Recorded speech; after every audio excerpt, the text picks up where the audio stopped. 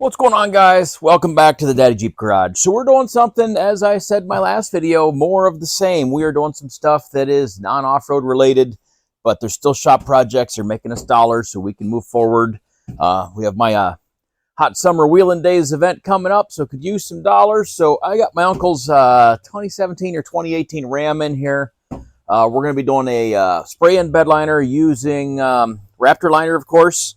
I'm going to be undercoating it and changing out some headlight bulbs. So nothing too exciting, but I suppose the bed liner stuff is worth shooting a video on just to show how this whole process goes. So we'll just dive right in.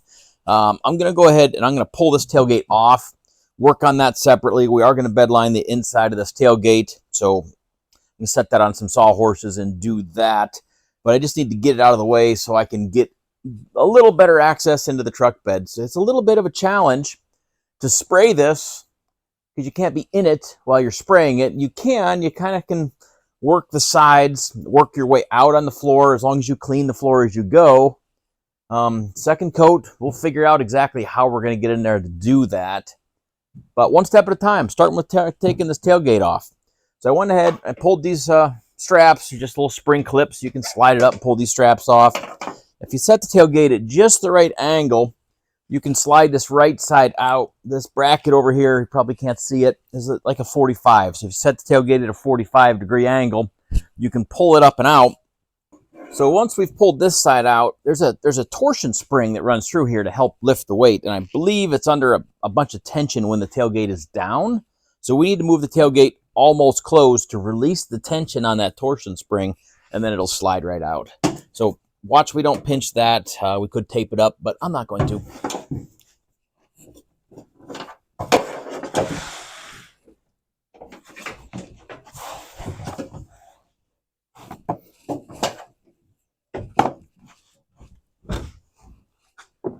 All right, so it's almost all the way closed.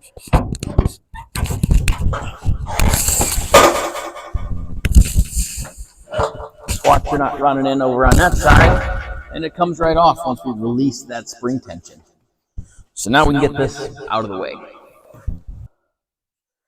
Now, my uncle that owns the truck already did a bunch of prep work for me in the bed. He sanded everything. He touched up the spots where it was bare metal with some spray paint.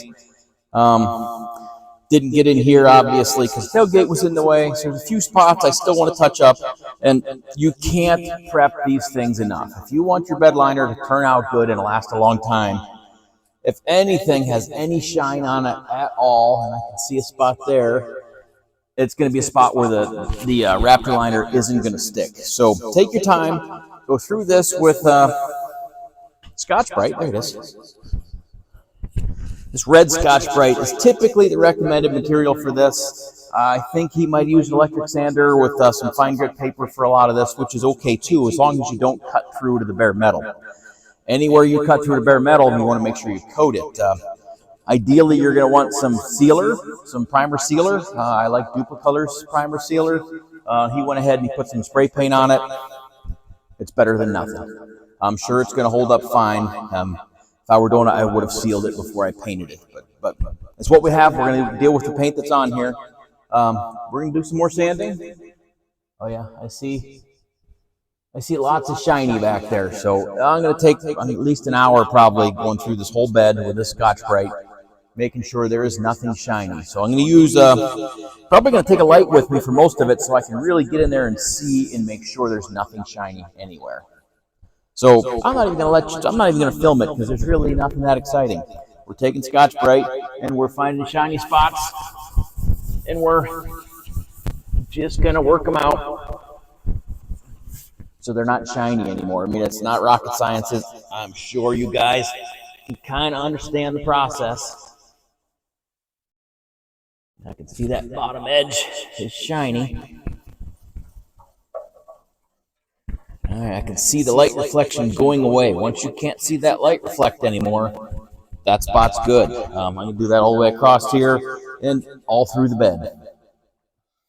So we're about an hour in already, and I've only moved in maybe a foot on this bed.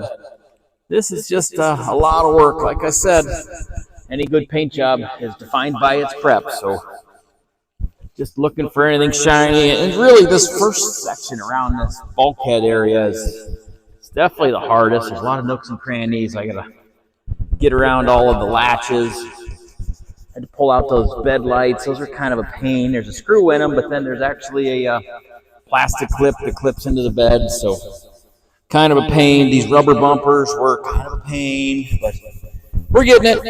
It's just keep sanding away, looking for anything shiny. I haven't even got the light out yet. I know when I get the light out, I'm going to find lots of stuff that I missed.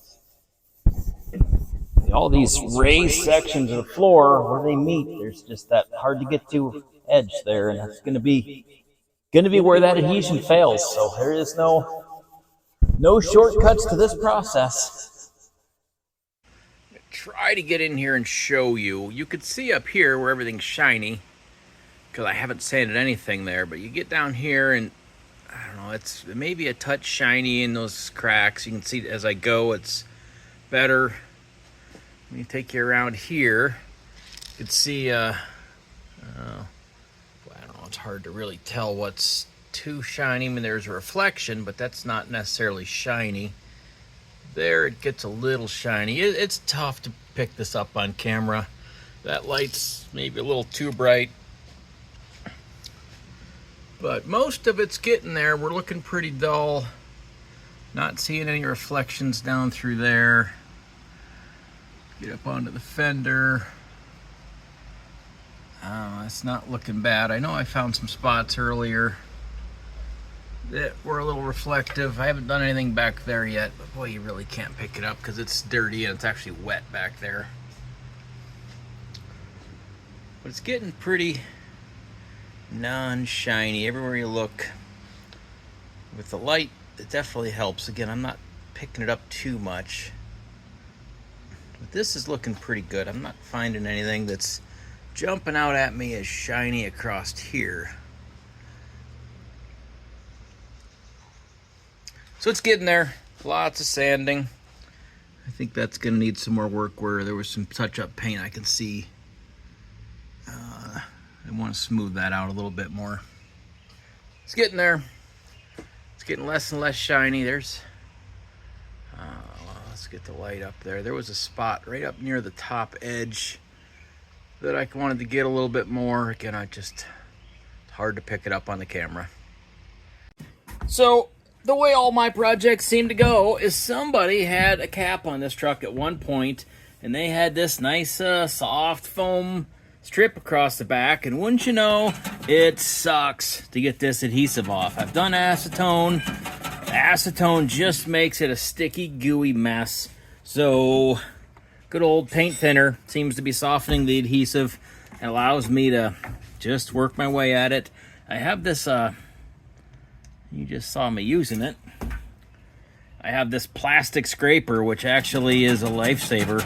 I don't know how I would do this job without this plastic scraper, but it's taking this adhesive off. It's just a very slow process. All right, guys, we're back. Truth be told, it's a few days later. I had a wedding to cater, so I've been a little busy, but we're back on the truck. Finally got everything prepped, got everything masked off. I went after it with a red scotchbrite pad, and then I went after it with a red scotchbrite pad again, and then I went after it with a red scotchbrite pad one more time. So I got it all really nice and dull, got everything wiped down with some paint thinner. I went ahead and I took my can of goop, added the can of hardener to it, shook it for my 2 minutes. We're ready to start spraying this thing. And I am sure I shook it for well over 2 minutes because I wanted to be sure. So it came with a gun. I had a gun from a previous application, but the new gun is definitely nicer, has a nicer gauge. So we're definitely using the new stuff that we just got with it. Got that all on there. So the new gauge has actually a really nice pressure regulator. I'm starting at 40 PSI. We'll see if that gives me a finish that I like. Apparently you can change the texture by changing the amount of air pressure. So we're going to play with that a little bit. A couple more things. I went ahead and I wiped down my hose with paint thinner just so I'm not dragging dirt into the truck. It's the little things, I think, that make a good job. And stay. I got my mask and regulator. I'm going to wear it as long as I can. It's likely going to fog up on me and I won't be able to wear it. I got the shop door open just in case, but we're going to try to be safe, at least as long as we can.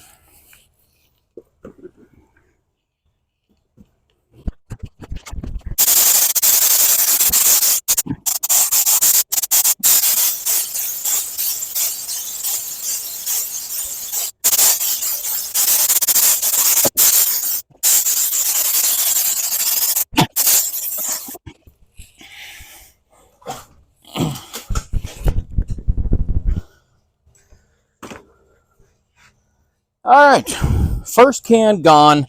That certainly didn't take long. Can't see crap out of my mask, but I think it looks pretty good now that I'm out. So my plan here is I want to get everything coated on the sides at least the first time. Wait the hour between coats that it calls for, and then do the second coat on the walls and the first coat on the floors, just so I can get back there and I can get that back part of it done really well without having to worry about standing on what I've already sprayed. So I'm going to go ahead and prep up a second can if I can get as much done as I can before it starts drying. So I didn't bring you along for the next coat, but I got everything coated. I got the sides all done again. I got the rest of the floor, at least its first coat. All right, it appears my microphone died. They've been acting up for a while, but here we are.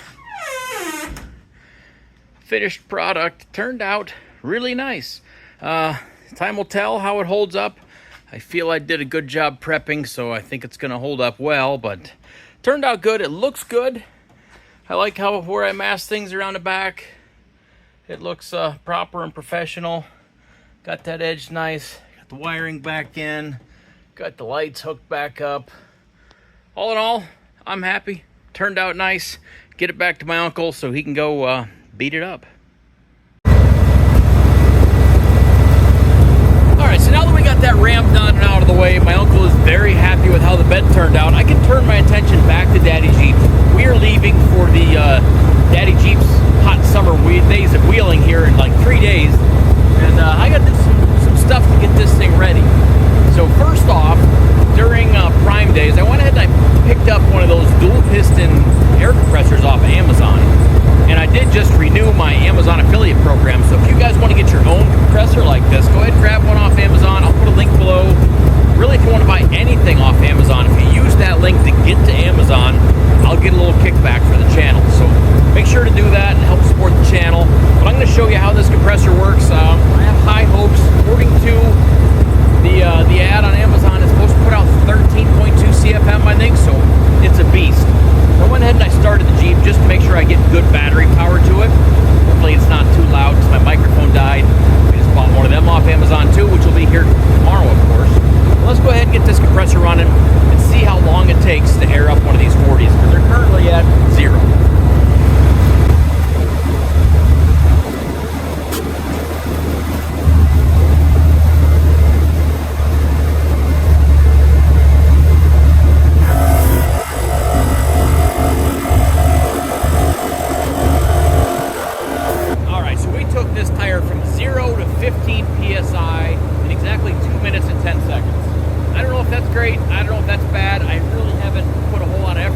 Researching these compressors, but I think that's pretty good. 2 minutes from 0 all the way up to 15.